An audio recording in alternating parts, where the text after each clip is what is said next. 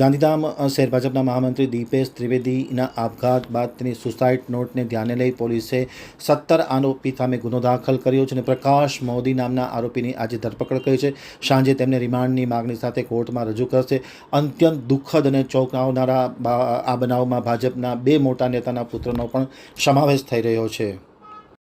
હવે જોઈએ ગાંધીધામ આમતક ન્યૂઝ બ્યુરોનો એક વિસ્તૃત અહેવાલ। ગાંધીધામના ભાજપના મહામંત્રી દીપેશ ત્રિવેદીની કરેલા આપઘાતના પ્રકરણના પગલે તેમને પોતાની પત્ની દ્વારા કરવામાં આવેલ ફરિયાદમાં સુસાઇડ નોટમાં અંદાજે 17 થી 18 જેટલા આરોપીના નામનો ઉલ્લેખ કર્યો છે અને દીપેશ ત્રિવેદી જ્યારે મૃત્યુ પામતો હતો તે પૂર્વે પણ તેમણે વિડીયોમાં આ બધા તમામ નામનો ઉલ્લેખ કરીને કેટલાક પુરાવા રજૂ કર્યા છે, જેને આધારે પોલીસે પત્નીની ફરિયાદ લીધી। પત્નીની ફરિયાદ બાદ જે ખાસ કરીને લોકોના નામ જાહેર થયા છે તેમાં પ્રકાશ મોદી નામના આરોપીની પોલીસે આજે ધરપકડ કરી છે અને ધોરણસરની કાર્યવાહી કરી છે।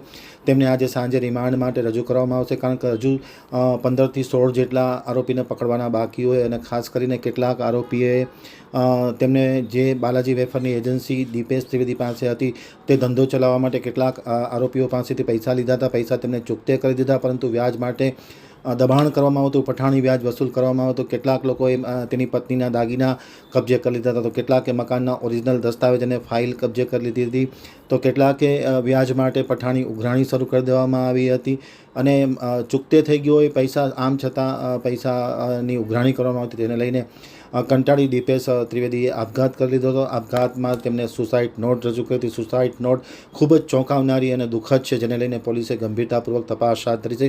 કેટલાક ભાજપના નેતાના પુત્રો પણ આમાં સંડોવાયેલા છે। ખાસ કરીને ગાંધીધામમાં ભાજપના 2 નેતા વચ્ચે ચાલતા ખટરાકને લઈને સમગ્ર મામલો સપાટી ઉપર આવ્યો હોવાનું પણ ચોરે ને ચોટે ચર્ચાઈ રહ્યું છે। હવે જોઈએ ડીવાયએસપી મુકેશ ચૌધરીની આમતક ન્યૂઝ સાથેની વિશેષ મુલાકાતના પ્રસ્તુત અંશો। તાજેતરમાં જ આદિપુર ખાતે રહેતા દીપેશ ત્રિપાઠી દ્વારા પોતાના ઘરે એક સુસાઇડનો પ્રયાસ કરેલો અને જે દરમિયાન એમનું મોત પણ નીપજેલું। આ સમગ્ર બનાવની હકીકત જોઈએ તો દીપેશભાઈ પોતે બાલાજી વેફર્સની એજન્સી ચલાવતા હતા અને તેમને એજન્સી ચલાવવાનું બાલાજી વેફર્સની જે એજન્સી હતી એમનું કામકાજ કટારી એજન્સીને આપેલું અને આ કટારી એજન્સીના કેટલાક લોકો દ્વારા આમ દીપેશભાઈને માલ સપ્લાય કરવામાં તેમજ વિવિધ રીતે આર્થિક સંકળામણમાં મૂકવામાં આવેલા અને એમને માનસિક રીતે હેરાન પરેશાન કરવામાં આવતા હતા।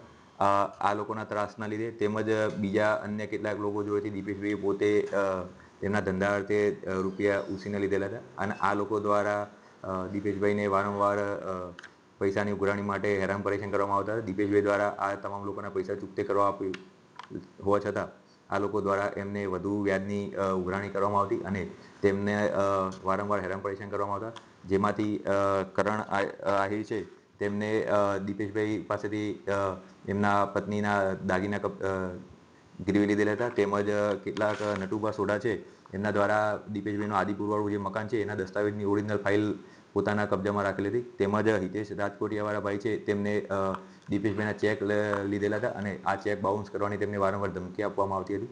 તેમજ પ્રકાશભાઈ મોદી દ્વારા દીપેશભાઈને એક લોન કરી આપવામાં આવે અને લોનના કમિશનની રકમ નહીં પરંતુ લોનની અડધી રકમ પોતે કમિશન પેટે રાખેલી હતી અને અડધી રકમ આપેલી હતી, જેના લીધે પણ દીપેશભાઈને પોતાના ધંધો ચલાવવામાં આર્થિક સંકળામણ ઊભી થતી હતી। આ તમામ લોકોના ત્રાસના લીધે દીપેશભાઈ દ્વારા સુસાઇડ કરવામાં આવેલ અને તેમને પોતાની સુસાઇડ નોટ અને પોતાના ફોનમાં બનાવેલ વિડીયોમાં આ તમામ લોકોના ત્રાસ વિશેનો પોતે ઉલ્લેખ કરેલો, જે બનાવના આધારે દીપેશભાઈની પત્ની દ્વારા પોલીસને જાણ કરવામાં આવી અને પોલીસ સ્ટેશન ખાતે ફરિયાદ દાખલ કરવામાં આવી છે। પોલીસ દ્વારા આ બાબતની તપાસ તજવીજ ચાલુમાં છે અને હાલમાં પોલીસ દ્વારા પ્રકાશ મોદી કરીને એક આરોપીની અટક કરવામાં આવી છે।